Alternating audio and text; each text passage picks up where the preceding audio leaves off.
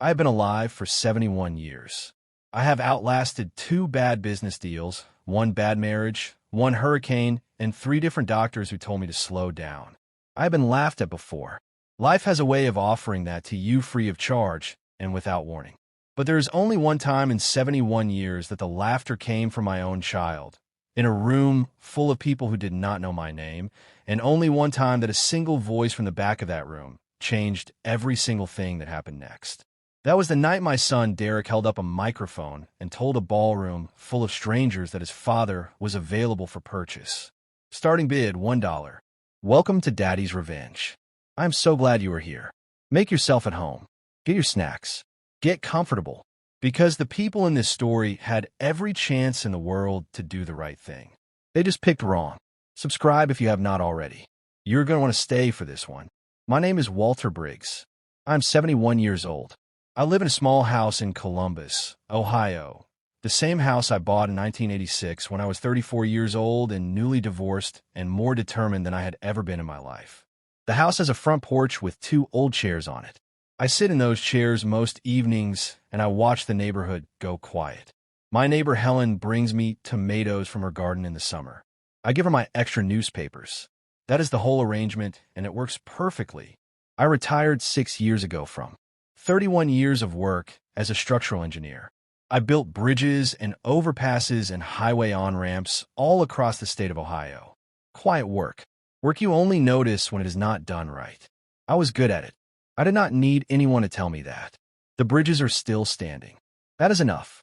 My son Derek is 38 years old. He is tall, broad-shouldered, handsome in the way that makes strangers trust him immediately. And he has my eyes, which is the part he would probably prefer not to hear. He runs a nonprofit organization called Elevate Forward that provides after-school programs and job training to young people in low-income communities across 3 states.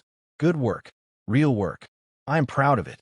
I want to be very clear about that, because what I am about to tell you is not a story about a bad son. It is a story about a son who forgot something important. And the difference between those 2 things matters more than most people realize when they are in the middle of being hurt by someone they love. Derek called me on a Thursday afternoon in early April. His voice had that particular energy it gets when he's excited about something, fast and bright, and slightly too loud for a phone call. Dad, I need you at the Spring Gala. It is our biggest fundraiser of the year. We have got the venue, the guests, the whole thing. It is going to be incredible. I need family there. I need you there. I said I would come because he asked me, and because he is my son, and because despite everything I'm about to tell you, I have never once in 38 years needed a good reason to show up for Derek Briggs. The gala was held at the Harrington Grand, a hotel downtown that I had driven past 100 times and never once gone inside. 12 stories of marble and brass fittings and a lobby that echoed when you walked through it. I wore my gray suit, the one I bought for my oldest daughter's wedding 4 years ago. I shined my shoes the night before. I took a cab because parking downtown on a Saturday night is something I gave up arguing with years ago. The ballroom was something else entirely. Round tables with white linen, tall flower arrangements, candles everywhere, the kind of room that is designed to make people feel like the best version of themselves. There were maybe 180 guests, maybe 200, well-dressed, well-fed, the kind of crowd that donates to things and wants a good story to tell at dinner about having done it. I found my seat, table 11. I noticed right away that table 11 was near the back, close to the kitchen doors, which swung open every few minutes and let out a wave of warm air and the smell of whatever was being plated for dinner. I sat down next to a man named Gerald who worked in insurance and had a firm handshake and an even firmer opinion about baseball, and a woman named Diane who ran a small bakery downtown and had driven 40 minutes to attend because she said Derek's organization had helped her nephew find his first job. That made me feel something warm and private that I kept to myself. Derek found me during the cocktail hour. He gave me a hug, which I was grateful for, but it was the hug of a man running late to 20 other things, one arm already half pulling away before the other had finished arriving. Dad, you made it. You look good.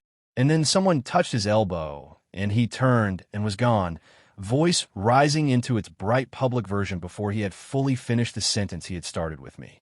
I ate the appetizers. I talked to Gerald about baseball, which I do not follow closely, but managed to hold my end of because I have learned over 71 years that listening is more useful than knowing.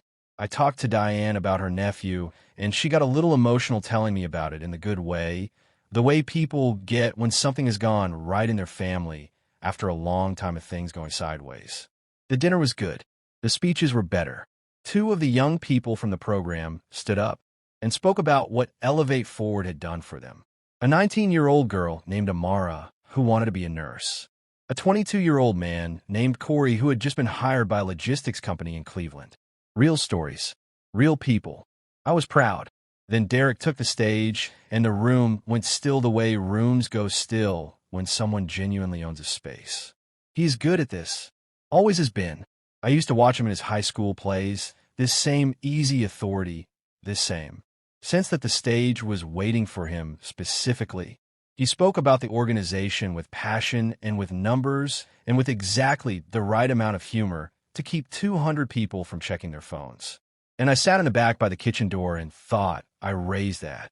Not with any arrogance, just with the quiet knowledge of a man who packed lunches and stayed up late and drove to practices in the rain and sat in waiting rooms and did the 1,000 invisible things that eventually become a person standing at a podium with easy confidence in front of 200 people.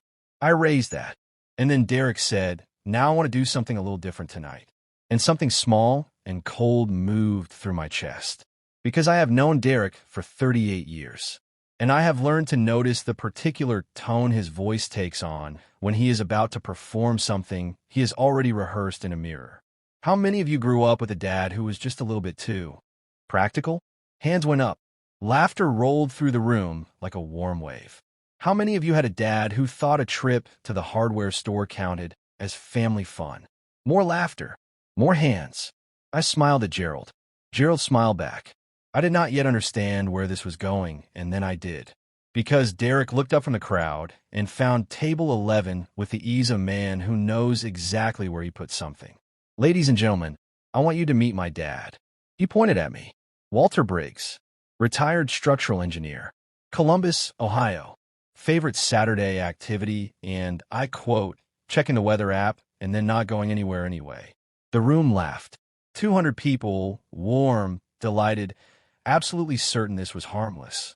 I stood because Derek was gesturing for me to stand, and because at 71 years old, I have learned that some things you simply ride out with your chin level and your expression steady.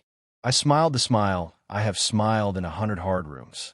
The smile that costs you something but does not show the price. So here's what we're doing, Derek said, eyes bright, leaning into it the way he always does when a crowd is feeding him. We're going to auction off a dinner with my dad. One evening, 2 people. Best steak in Columbus on the foundation. Who wants my dad? Starting bid $1. Because honestly, he paused just the way a performer pauses. That might be generous. The room erupted. Someone at the front shouted $1. Derek pointed at them like a man who had found exactly what he was looking for. $1. Do I hear 2? Silence. More laughter. I was still standing, still smiling.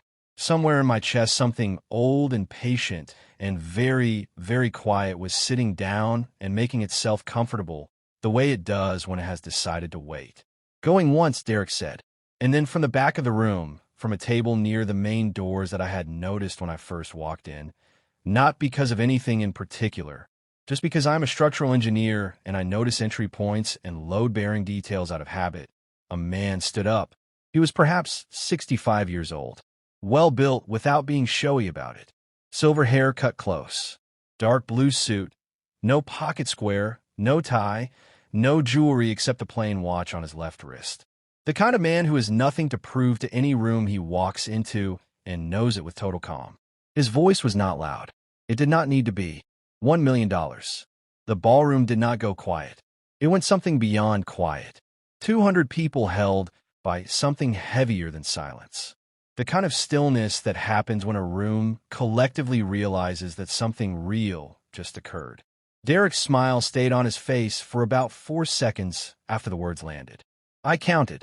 For seconds of his mouth, holding the shape of a joke, while the rest of his face tried to catch up with what his ears had just processed. He lowered the microphone slightly. "I'm sorry," he said. His voice came out thinner than usual.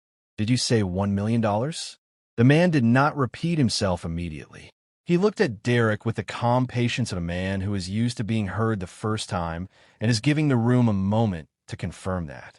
Then he said, "Yes, that is what I said." Same tone. No performance. No drama. Just a fact being stated by someone who does not need facts to be dramatic to be true. Derek said, "Sold." Just the one word. The game show host quality was entirely gone. Just my son standing at a podium, looking at a man he did not know who had just paid $1 million for dinner with the father Derek had been using as a punchline 30 seconds earlier. I sat down. Diane from the bakery looked at me with the specific expression of someone who has just discovered that the quiet man next to them at dinner is not who they thought he was. Gerald from insurance made a sound that was not quite a word. I picked up my water glass, took a slow sip. 71 years, I thought. Quiet, patient, present, good. The rest of the evening moved differently. The air in the room had changed the way air changes after lightning. People were warmer and slightly more uncertain, which is actually a very honest combination for a room full of people who came to feel good about themselves and found something more complicated instead. Derek finished the program. He was still good, still capable, but the swagger had an edge of caution in it now. A slight hesitation I had never heard in him before. I said nothing. I ate dessert. I talked to Diane about her nephew some more. Gerald told me his whole opinion about the designated hitter rule. I listened with genuine interest because I have found that the best conversations of my life have come from letting other people talk about what they love without interrupting to say what I know. After the formal part ended and the room opened up into the slow drift of people finding each other and saying their goodbyes, the man from the back table made his way across the room to table 11. People moved out of his path without quite realizing they were doing it. That is a specific kind of presence, the kind that is not performed. He stopped beside my chair and looked down at me. "Walter Briggs," he said. "Not a question." "That is right," I said. He extended his hand. "Raymond Holt." I shook it, and the name settled into my chest like a stone into still water, slowly, with weight. Because even in Columbus, Ohio, even a retired structural engineer who goes to bed at 10 and watches nature documentaries on Tuesday nights, even I knew that name. Raymond Holt, the founder of Holt Construction and Development Group, one of the largest privately held infrastructure development firms in the entire country. The kind of company that does not advertise because every contract it needs comes to it. "I believe we have a dinner to schedule," Raymond said. "Apparently we do," I said. He almost smiled. "I will have my assistant reach out tomorrow." He placed a card on the table beside my water glass. Plain white. His name and a number. Nothing else. And he walked back toward the doors, the same unhurried way he had stood up and spoken, as though the entire evening had been a minor errand he had taken care of on his way somewhere else. I looked at the card. I looked across the room at Derek, who was standing near the stage watching me with an expression I had never seen on his face in 38 years of being his father. It was the face of a man who has just seen a map he thought he understood turn out to have a whole other country on it that nobody had told him about. Good. Sit with that. I took the cab home to Columbus, made myself a cup of tea, sat at the kitchen table with Raymond Holt's card in front of me, and thought about what a 71-year-old retired man from Ohio could possibly have that a man like Raymond Holt considered worth $1 million. I did not have to wait long to find out. His assistant called at 9 in the morning. Her name was Clara. She had the efficient, unhurried manner of someone who has been the first line of defense for an important man for a long time and is very good at it. She scheduled a breakfast meeting for Thursday at a restaurant on the north side of Columbus that I had never been to, but that had no sign on the door, which I have come to understand is how certain kinds of wealth signals itself. I wore the gray suit again. I arrived 5 minutes early because I was raised that on time is late and early is on time, and I see no reason to stop believing that at 71. Raymond was already seated. Dark suit, no tie, same stillness from the ballroom. He stood when I approached and shook my hand the way men shake hands when they mean it, brief and firm and with full eye contact. "Walter." "Raymond." We sat. Coffee appeared. I decided immediately that I respected this place. I will be direct, Raymond said, folding both hands around his cup. I do not enjoy wasting time. Neither do I said. He studied me for a moment with the focused, unhurried attention of a man who has made large decisions about people for a long time and has developed considerable accuracy doing it. Then he said one name, Frank Briggs. I put down my coffee. I had not heard that name spoken out loud by anyone outside my own family in more than 15 years. Frank Briggs, my younger brother, 2 years behind me. Engineering school at Ohio State in 1976, broke, brilliant, and completely unwilling to let anyone know he needed help. Frank had come to me in the spring of 1992 with a folded sheet of graph paper covered in calculations and a proposal so precise and so ambitious that I had sat with it for 3 days before I let myself believe it could work. He wanted to start a small construction consultancy focusing on public infrastructure in underserved counties. Counties that had aging bridges, crumbling road systems, municipal buildings that failed inspection every other year, and no budget to fix any of it. Frank had figured out a way to do the work at a cost that the counties could actually manage by partnering with engineering schools to bring in supervised student labor at reduced rates, which trained the students and served the communities at the same time. It was smart. It was quiet. It was exactly the kind of idea that nobody notices until it has already changed everything. He needed $80,000 to get the first 2 contracts running and cover the first year of operating costs. He had been to every bank in Columbus. He had been to 2 in Cincinnati. He had been to a cousin in Cleveland who had said he would think about it and then stopped returning calls. He came to me on a Sunday afternoon, and he sat at my kitchen table, the same one I still have, and he laid out the graph paper, and he did not ask me directly because Frank has never in his life been able to ask directly for something he needs, which is a thing I have known about my brother since we were boys, and he would stand outside the kitchen for 5 minutes working up to asking for a second piece of bread. So I let him finish explaining, and then I said, "How much do you need?" And he told me. And I said, "Okay." That was the whole conversation. No contract, no equity stake, no lawyers, no repayment plan, just my brother's graph paper and 37 years of knowing that Frank Briggs does not bring you something he does not believe in completely. I wired him the money from my savings the following Monday. Sandra, my ex-wife, did not know about that account. She would have said I had lost my mind. She would not have been entirely wrong. But I had already decided, and I did not want to have a conversation that would end in exactly the same place I was already going. Frank's consultancy won its first county contract in the fall of that year, then a second, then a third. By 1998, he had a team of 12. By 2004, 46 people. His firm became one of the most respected public infrastructure consultancies in the Midwest, known specifically for bringing real engineering solutions to places that had spent decades being ignored by firms that only wanted the big expensive contracts with the big expensive clients.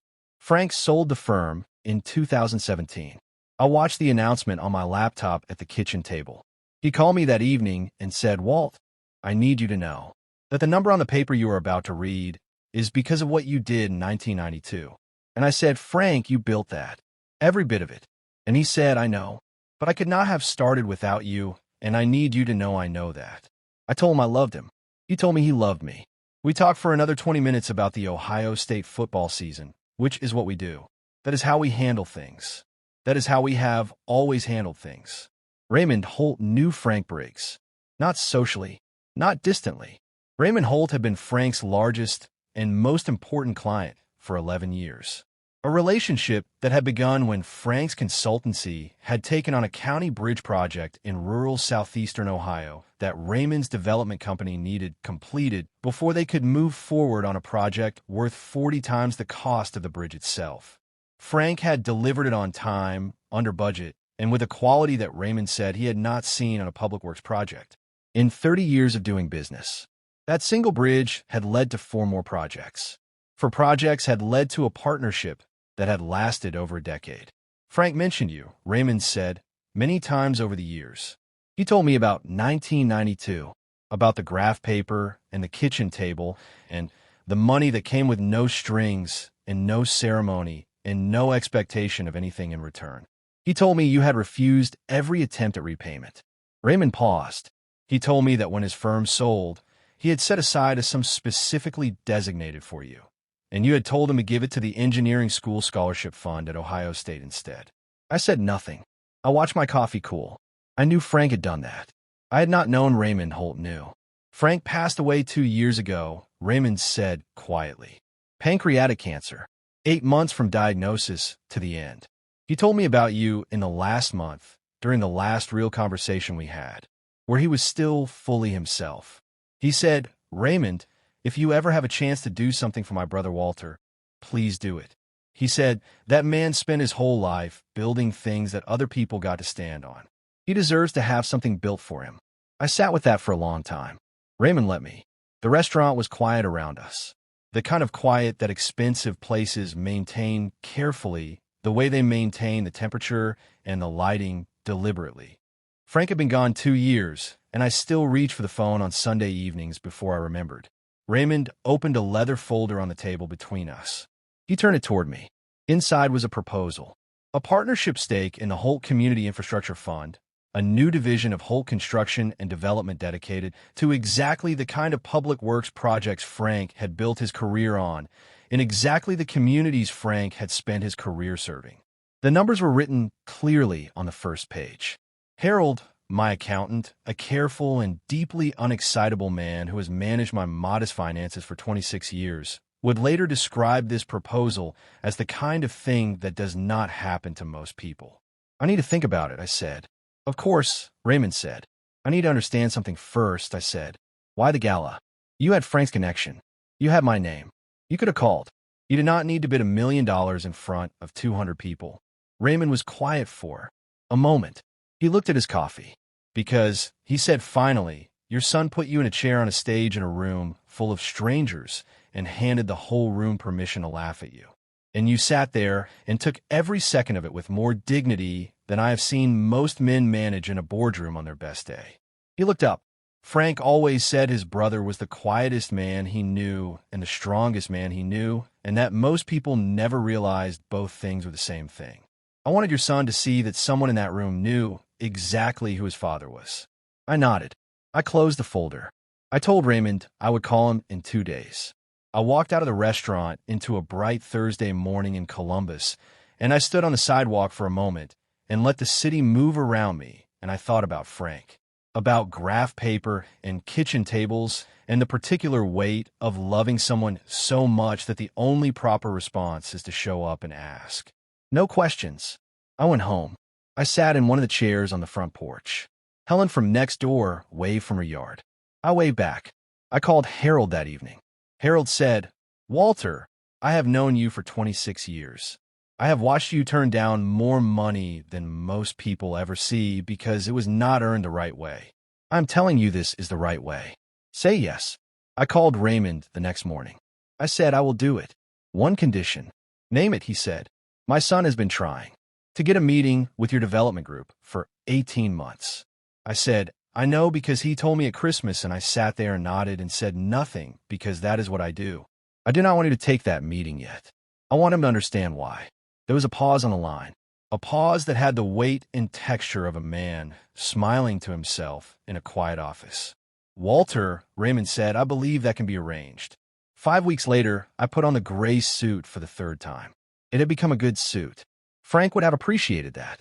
Derek had been in contact with a project manager at Holt Development for 3 weeks through a carefully managed introduction that had given him just enough hope to show up prepared and just enough uncertainty to make him arrive with 2 of his board members and a presentation he had clearly worked on for days.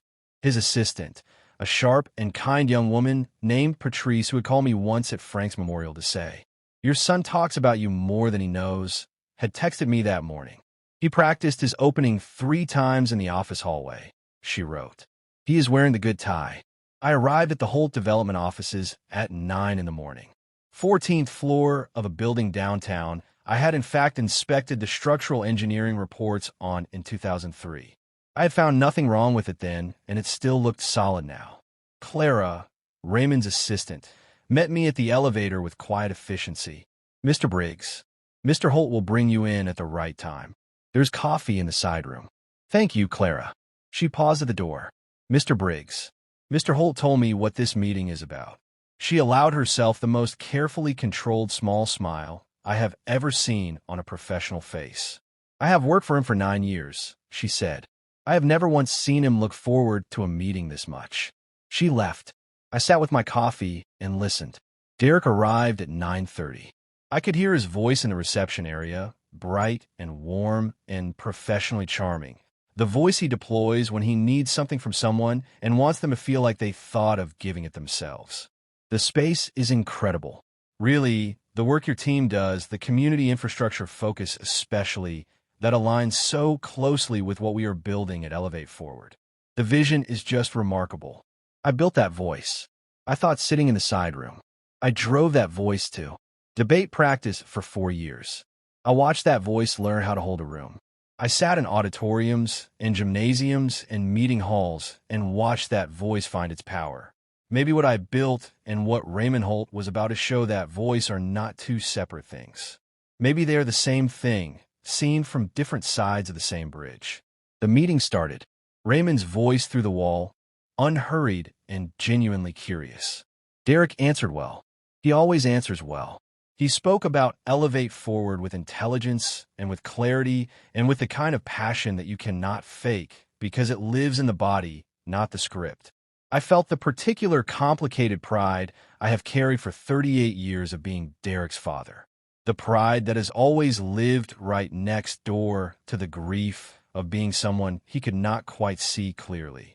20 minutes into the meeting, Raymond said, "There is someone I would like to bring in. He has been part of this fund from the beginning. I think his perspective is important here." A pause. "Of course," Derek said. I heard the small recalibration in his voice. The slight tightening of who is this and why now. Clara opened the door of the side room. I stood. I picked up my briefcase, the brown leather one I've carried for 19 years. Frank gave it to me when I made senior engineer. I will carry it until it falls apart, and then I will have it repaired. I straightened my jacket. I walked in the conference room. What happened to Derek Briggs's face in the next 5 seconds is something I will think about for the rest of my life. First came recognition. That is my father. Then confusion. Why is my father here? Then the arithmetic starting. Raymond Holt knows my father.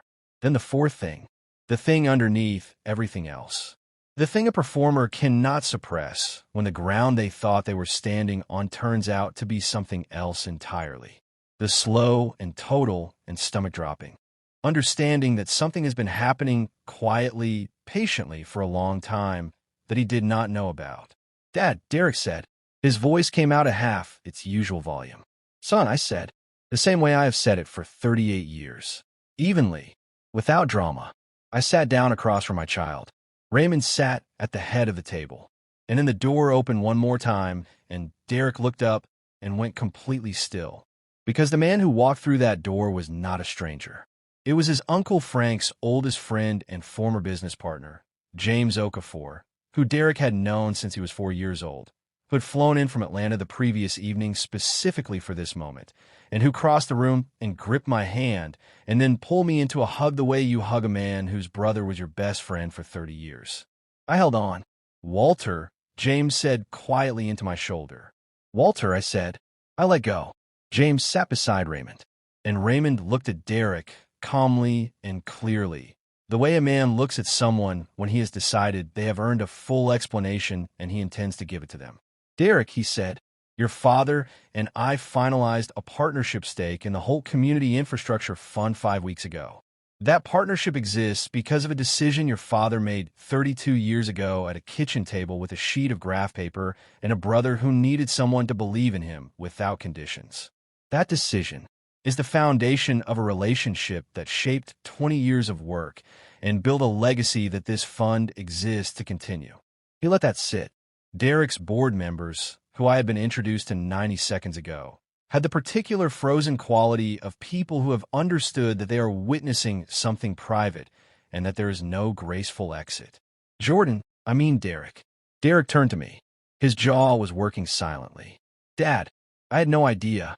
"I know you did not," I said. "It was supposed to be a joke." "I know it was," I said. I leaned forward and looked at my son the way I used to look at him when he was small, and the world was too big, and he needed someone to show him the true shape of a thing. I have never needed you to know what I do quietly. I did not give your uncle that money to be known for it. I did not spend 32 years without a word of recognition because I was waiting to be discovered. I did those things because that is who I am. But I am 71 years old, and I stood up in that ballroom, and 200 people laughed, and you were the one holding the microphone. And it cost me something. I will not pretend it did not. Derek's eyes were full. His jaw was tight. He was not performing. I stood and buttoned my jacket. I'm going to go home to Columbus, I said. I'm going to sit on my porch. I'm going to drink my tea and check the weather app and probably not go anywhere, just like you said. And you're going to sit with what happened in this room. Not as a punishment, as information. About who your father is. About what quiet looks like when it has been paying attention the whole time. I picked up my briefcase. Your foundation is real work, Derek. Good work. Frank would have been proud of it. Keep doing it, but find your own investors. I reached across the table and put my hand on my son's shoulder the way fathers do when they are furious and proud and heartbroken and certain all at the same time and do not have words that contain all of it at once. Then I shook Raymond's hand, gripped James Okafor's arm, and walked out the door. I took the elevator down 14 floors, walked through the lobby, stepped out onto a Columbus morning that received me the way it always has. Without drama, without ceremony, the city going about its business the way it always does, completely unconcerned with the private geography of any one man's life.